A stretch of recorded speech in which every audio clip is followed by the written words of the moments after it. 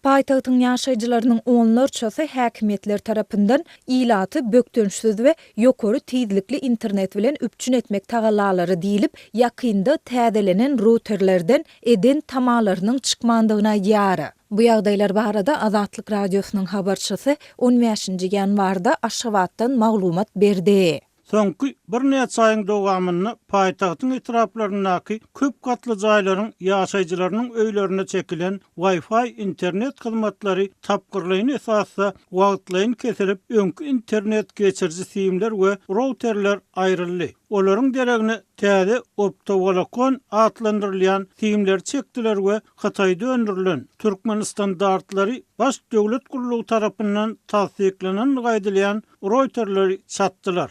Dip Aşgabatly ýaşaýjy anonimlik şertinde gurrun berdi. Ýaşaýjylaryň aýtmagyna görä, bu çäreler Aştunyň, ýagny Aşgabat şäher telefon ulgamynyň işärleri tarapyndan amal edildi. Aştu ýapyk görnüşli paýdarlar jemgyýeti paýtagtyň çäklerinde hojalyklary Wi-Fi ulgamy arkaly öý interneti bilen üpçün edýän ýeketäk kärhanadyr. Bulary çalyşmak, täzelemek üçin hojalyklaryň her birinden 280 manat pul hem ýygnadylar. Olar simleri we routerleri täzelemek işlerini ilaty bökdönşsiz we ýokary tizlikli internet bilen üpçün etmek çäreleri diýip düşündürdiler diýip Bagtyarlyk etrawynyň bir ýaşaýjysy anonimlik şertinde gurrun berdi. Ýöne ýaşaýjylar özleriniň köpden bäri garaşan tamalarynyň çykmandygyny, döwlet kärhanasynyň resmileriniň öz wadalarynda tapylmandygyna ýarlar. Internetiň ne hili gowlaşdy, ne de tizligi gowlaşdy. Gaýtam öňküsinden hem yaramazlaşdy. Onuň tizligi gaty hayal bolup, web sahypalara girmek ýa-da videolary açmak üçin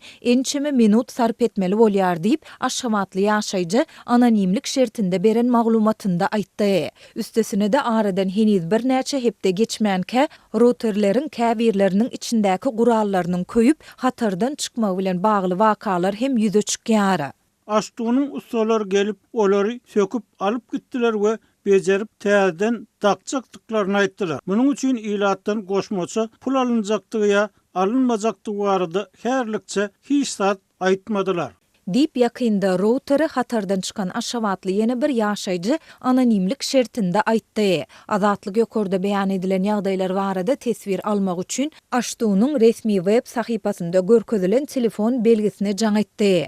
Ýöne redaksiýamyzyň 15-nji ýanwarda bu belge eden telefon jaňlaryna hiç kim jogap bermedi. Paýtagtda ilatyň Wi-Fi internet aragatnaşygynyň kiliniň nowatdaky gezek yaramazlaşmagy goňşy Eýranda geçen ýylyň aýagyna başlanan köpçülüklerin protestleriň fonunda ýurdun Eýran bilen serhetleşen sebitlerinde internet üpçünçlüğünün bökdeýän, ilatyň internet elýeterliginiň çäklendirilýän mahalyna gabat geldi. Ahal we Balkan welaýatlarynyň Türkmen-Eýran serhediniň golaýynda ýerleşen etraplarynyň ýaşaýjylary şol sanda saraxslylar internet petiklemeleriniň 9-njy ýanwardan bäri dowam edýändigini 13-njy ýanwarda gurrun berdiler.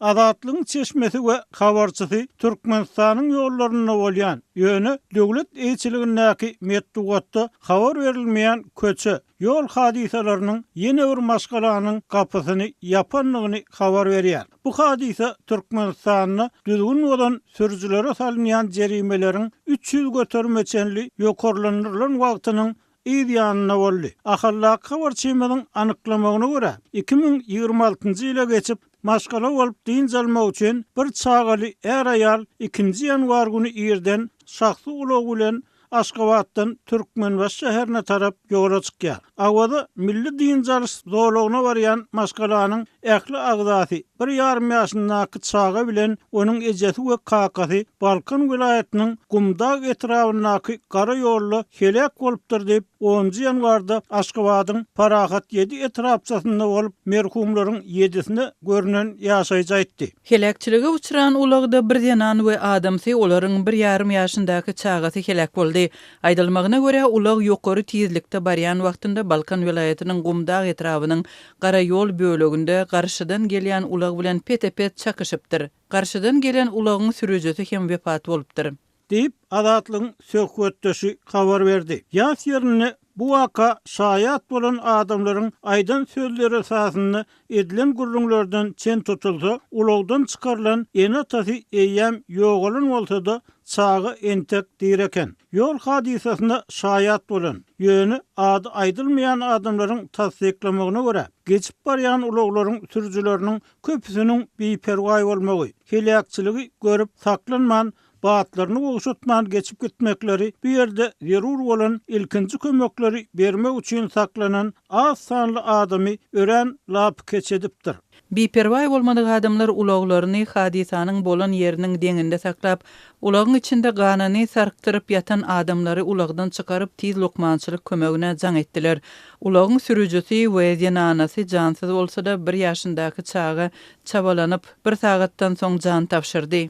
Deyip söhbetdeşimiz Balkanawat şäherinden uğran lokmançylyk kömeginiň tiz kömek ulagynyň wakanyň bolan ýerine 1 sagatdan soň gelip ýetişenligini hem sözüne goşdy. Onuň tasdiklamagyna görä, gelip ýetişen saglyk işgärleriniň ilkinji lokmançylyk kömegini bermegine hiç bir zerurluk bolmady. Ýol hadisasyna uçuran adamlaryň bedenleri sogap, damarlary urmagyny besedipdi. Olaryň jesetlerini morga alyp gidip, ölümleriň sebäbini anyklap, gerek bolan resmi kagylary taýýarlamakdan başga çäre bolmady diýip çeşme aýtdy. 10 ýanwarda Aşgabatyň Parahat 7 etrapçasyny merhumlaryň 2-nji ýanwar güni ýerden awada din almak üçin çykan öýüne guralan ýaz şäheresine gelen adamlar, merhumlaryň golay garyndaşlary, goňşulary we tanış ülüşleri üýüşip tagam dadyp aýat tögüretdiler. 2026-njy ýyl olar üçin şeýle agyr habar bilen başlandy diýip bu habary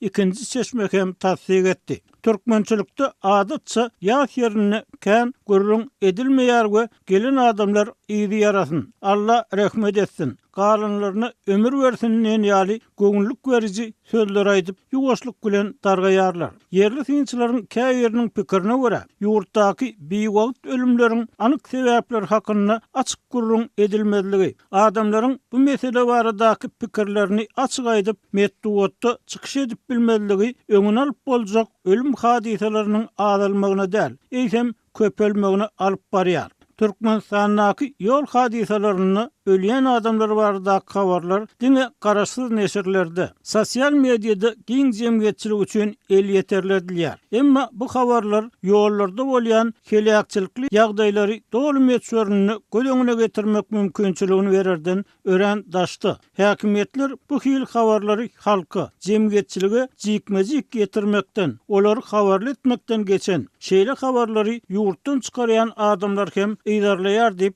synçylar aýdýar.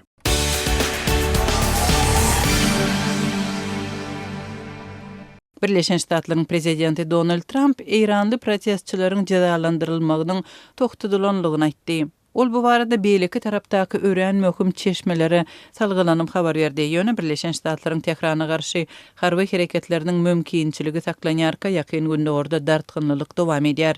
Olar adam öldürmegiň toktudylanlygyny we cezalandyrmalaryň bolmajagyny aýtdylar. Şun köp cezalandyrmalar bolmaly we ceza berilmez.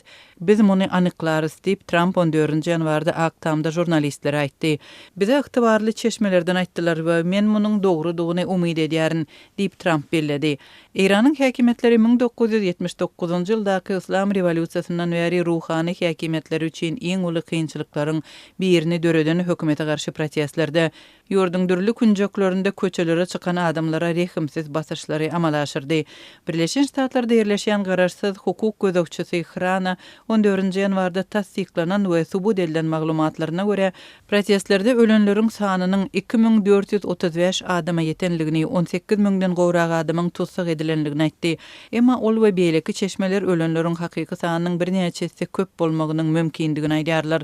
Zorlukly basyş baradaky habarlary esaslanyp Trump Birleşen Ştatlaryň gan horluklaryň öňüne almak üçin goşulşyp biljekdigini bir näçe edek duýdurdy we Eýranlylary protestlerini dowam etdirmäge çağırdy. Yerlerdäki ýagdaý barada maglumat almak we barlamak kyn boldy. Sebäbi häkimetler ilki başda ykdysadyýetyň yaramazlaşmagy we milli pulun hümmetlenmegi sebäpli başlanan demonstrasiýalaryň arasynda internet el ýeterliligini kestiler. Eýranyň internet ulgamy 156 sagatlyk nokady geçdi. Rehimsiz basaşlardan soň dymma çuňlaşýar diýip gözükçülük edýän NetBlocks 15-nji ýanwarda ýerden çap eden habarynda aýtdy. Şol bir wagtyň özünde internetdäki maglumat boşlugy rejimi goldaýan hasaplaryň emeli intellektiň galp maglumatlarynyň we beýleki maksatly hereketleriň köpelmegine getirýär. Hukuk toparlary tutsak edilen protestçilerin biri 26 ýaşly Erfan Soltanynyň protestlerdäki roly sebäpli Hudaýa garşy uruş alyp barmak aýyplamasy esasynda tutsak edilenden 6 gün geçen soň 14-nji ýanwarda jazalandyryljakdygyny habar berdiler. Trump 13-nji ýanwarda giýişlik CBS News bilen söhbetdeşlikde eger häkimetler häzirki protestleriň ilkinji gatnaşyjysyny jazalandyrmagy ýerine ýetirseler, käbir zatlary görürsüňiz diýdi. Norwegiýada ýerleşýän Hengaf hukuk topary Soltanynyň garyndaşlaryna salgylanyp 14-nji ýanwarda giýişlik onuň jazalandyrylmanlygyny ýöne çynlyky we dowam edýän aladalaryň saklanýanlygyny aýtdy. Erfan Soltanynyň garyndaşlary bilen söhbetdeşlikde maşgalatyna çarşenbe güni, ýagny 14-nji ýanwarda ýerine ýetiriljekdigi aýdylan ölüm jazasynyň ýerine ýetirilmänligi we ýyda süýşürilenligi Hengaf toparyna ma'lum boldy diýilip maglumatda aýdyldy. Internetiň dowamly kesilmegi we aragatnaşygyň çäklendirilmegi sebäpli bu mesele boýunça goşmaça maglumat bermek mümkin däl diýilip maglumatda bellendi. Trump Birleşen Ştatlaryň Eýrana garşy nähili çäreleriň we olaryň haçan görüljeginiň mümkinçiligi barada jekmejek maglumat bermedi. Ýöne Washington käbir harbiýlara Birleşen Ştatlaryň sebitdäki esasy gowa bazalaryny terk etmek barada maslahat berdi. Bu Tehranyň Washington öz haýbatlaryny ýerine ýetirse, Birleşen Ştatlaryň goşunlary ýerleşdirilen goňşy ýurtlardaky Amerikan bazalaryna garşy jogap berjekdigi barada aýdanlaryna gabat geldi. Uçuşlary ýetirleýän Flight Radar 24 web sahypasynda 14-nji ýanwarda Iranyň howa güýçlerine duýduruş iýerlenligini, ruhsat berilen ýurdun ýa-da halkara uçurlaryndan başga ähli uçurlar üçin howa giňişliginiň ýapylmagy barada oglan edilendigini habar berdi. Bu duýduruşlaryň 2 sagatdan biraz gowrak wagtlap güýjünde bolundygy aýdyldy. Iranyň islam liderleri öňkü protestlere garşy durup bildiler ýöne soňky demonstrasiýalar Tehranyň geçen ýyl Israil bilen bolan uruşda Birleşen Ştatlar Iranyň ýadro detgallaryna gönüktirilen birnäçe howa hüjümlerine goşulandan soň sebitdäki ýaranlarynyň arasynda gowşan pozisiýasyny dikeltmäge synanşýan wagtyna gabat geldi. Trumpyň göz öňünde tutýan çäreleri çäklendirilen harby hüjümler Islam rewolýusiýasynyň sakçylar korpusyna garşy has sadlaşykly hüjüm kampaniýasy ýa-da Iranyň hopsuluk edaralarynyň aragatnaşyk hem karar kabul ediş ulgamlaryny bozmak üçin dol ykdysady blokada ýa-da kiber hüjümler ýaly harby däl hereketleri öz içine alyp biler diýilip çak edilýär. 13-nji ýanwarda Azatlyk radiosynyň Farda gullugyna maglumat iýermegi başaran Iranyň içindäki jurnalist hopsuluk güýçleriniň lokmançylyk merkezlerine hüjüm edenligi, yaralanan protestçilary ogurlanlygy we öldürenligi barada gürleşen taksi sürücüsine salgylanyp habar berdi. Onun aýdanlaryny Azatlyk radiosy garaşsyz görnüşde tasdiklap bilmedi. Ýöne olar protestlere garşy batyşlaryň güýçlüligi we protestçilerin köpçülükliğin öldürilmegi barada ýurdun içinden gelen beýleki habarlara we adam hukuklary boýunça iş alyp barýan çeşmeleriň maglumatlaryna gabat geldi.